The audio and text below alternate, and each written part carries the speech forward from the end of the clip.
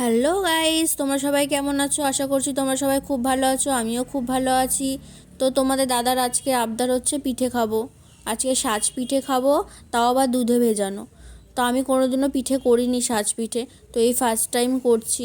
মায়ের কাছ থেকে শুনলাম কিভাবে করতে হয়। তো আমি 3 বাটি চালের গুঁড়ো নিয়ে নিয়েছি। নেওয়ার পরে আমি এর মধ্যে দিয়ে দেবো ময়দা। তো আমি এর মধ্যে 4 চামচ মতন ময়দা দেবো।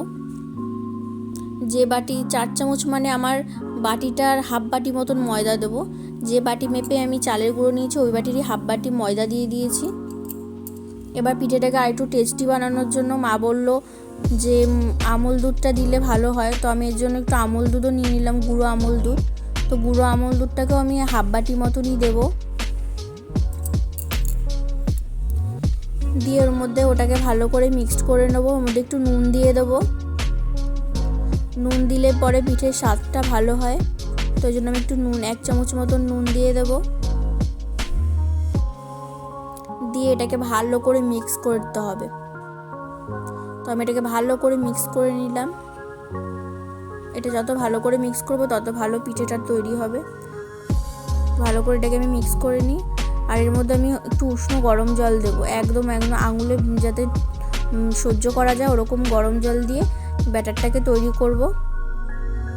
ব্যাটারটা খুব বেশি গাঢ় করব না, পাতলাই করব। কারণ চালের গুঁড়োটা যখন ভেজানো থাকবে ব্যাটারটার মধ্যে, তখন চালের গুঁড়োটার মধ্যে যে চালগুলো আছে ওগুলো ফুলে যাবে। যেহেতু ফুলে গেলে পরে চালের ব্যাটারটা আরও গাঢ় হয়ে যাবে। তার জন্য আমি ব্যাটারটাকে পাতলাই করব।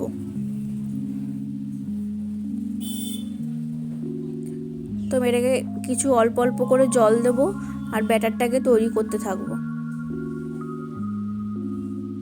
একবারে পুরো জল দিয়ে যাবো না, তাহলে একদমই পাতলা হয়ে যাবে। অল্প অল্প করে জল দেবো আর পাতলা একটা ব্যাটার তৈরি করব।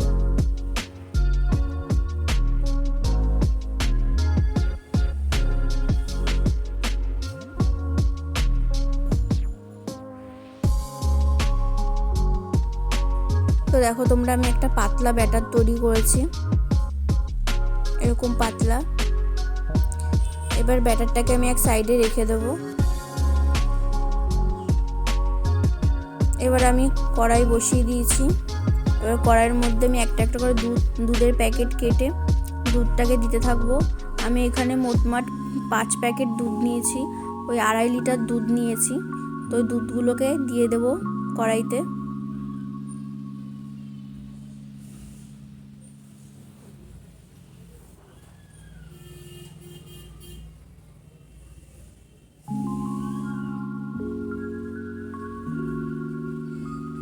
জানি না কীরকম হবে পিঠেটা খেতে, তো যাই হোক আমি বানানোর চেষ্টা করছি, কোনোদিন আগে বানাইনি।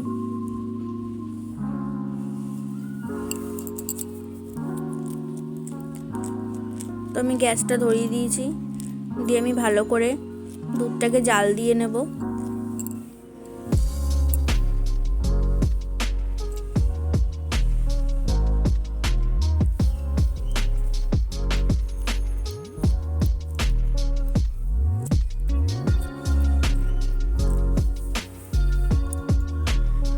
দুধটাকে বারবার নাড়াচাড়া করে ভালো করে জাল দিয়ে নিতে হবে।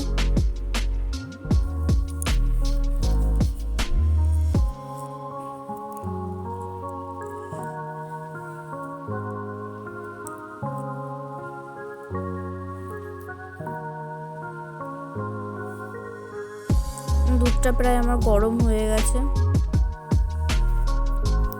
দুধটা ভালো করে ফুটলে পরে তার মধ্যে আমি পাটালি গুড় দেবো। যেহেতু পাটালি গুড় নিয়ে এসেছি, এই জন্য গুড়টাকে আমি আগে ভেঙে নেব। ভেঙে নিয়ে তারপরে আমি এর মধ্যে গুড়টা দেবো, নাহলে তো দেয়া যাবে না।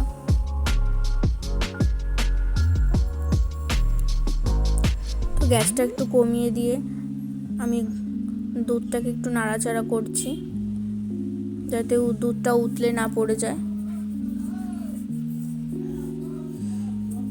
তো এবার যাই আমি পাটালির গুড়টাকে ভালো করে গুঁড়ো করে নিই।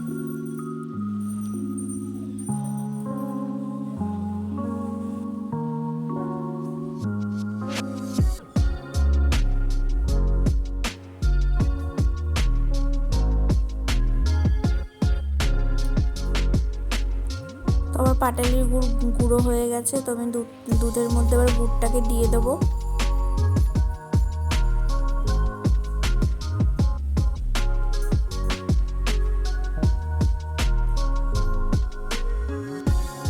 দিয়ে আস্তে আস্তে করে ভালো করে মিক্স করব।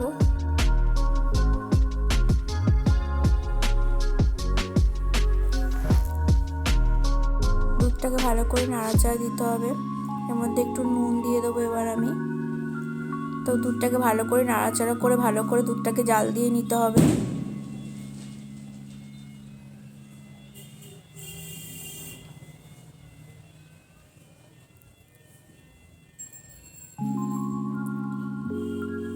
পিঠেটা অত ভালো ফুলবে না, এই জন্য আমি দুধটাকে ভালো করে জাল দিয়ে গাঢ় করে নেব।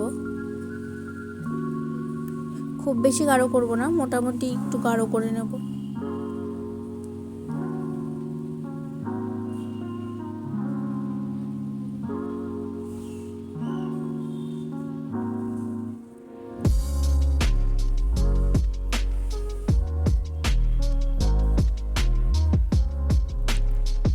তো আমার দুধটা প্রায় ফুটে গেছে, ভালোই গাঢ় হয়ে গেছে।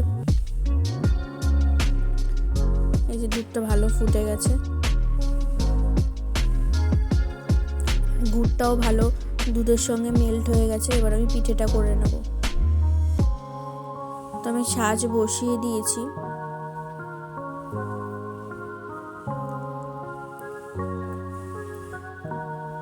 এবার আমি এর মধ্যে একটু হালকা তেল দিয়ে বাটিগুলোকে মুছে নেব, যাতে পিঠেটা লেগে না যায়। এবার আমি এর মধ্যে এক এক করে ব্যাটারটা দিয়ে দেব।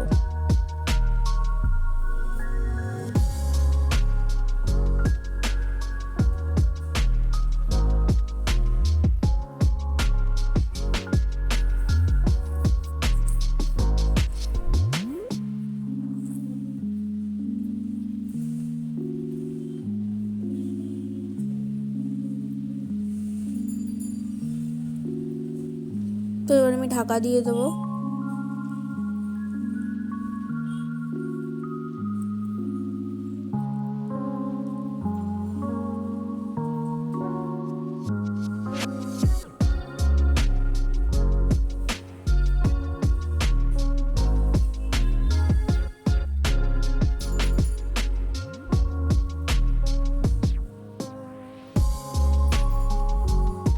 তো আমি একবার তুলে দেখেছিলাম পিঠেটা হয়েছে কিনা, তো দেখলাম হয়নি, আবার ঢাকা দিয়ে রাখলাম।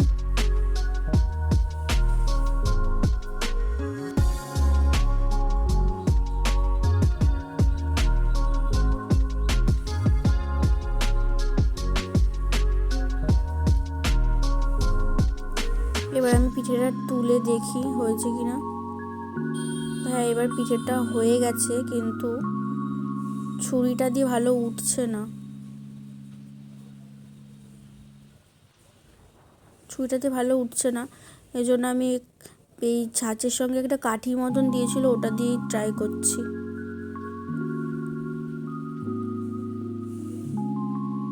ওটা দিয়ে বেশ ভালো উঠছে। পিঠেগুলোকে একটু উল্টে দিয়ে আমি ঢাকা দিয়ে দিলাম, যাতে ওপরের দিকটাও একটু ভালো করে সেদ্ধ হয়ে যায়। এবার আমি গরম দুধের মধ্যে গরম গরম পিঠেগুলোকে দিয়ে দেবো।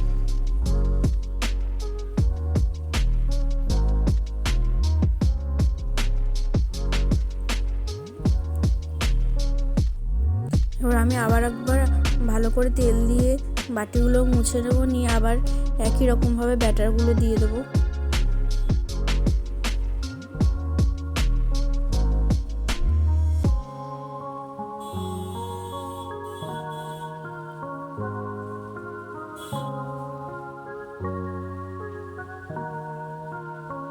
দিয়ে আমি ঢাকা দিয়ে দেবো। এইভাবে আমি সব কটা পিঠে তৈরি করে নেব, নিয়ে তোমাদেরকে দেখাচ্ছি পিঠেটা কেমন হলো। তো আমার পিঠে এই যে তৈরি হয়ে গেছে। পিঠেটা ভালোই ভিজেছে, নরম হয়েছে। প্রথমবার করলাম, কিন্তু তাও ভালোই হয়েছে, যে একদম দুধের মধ্যে ভিজে নরম হয়ে গেছে পিঠেটা।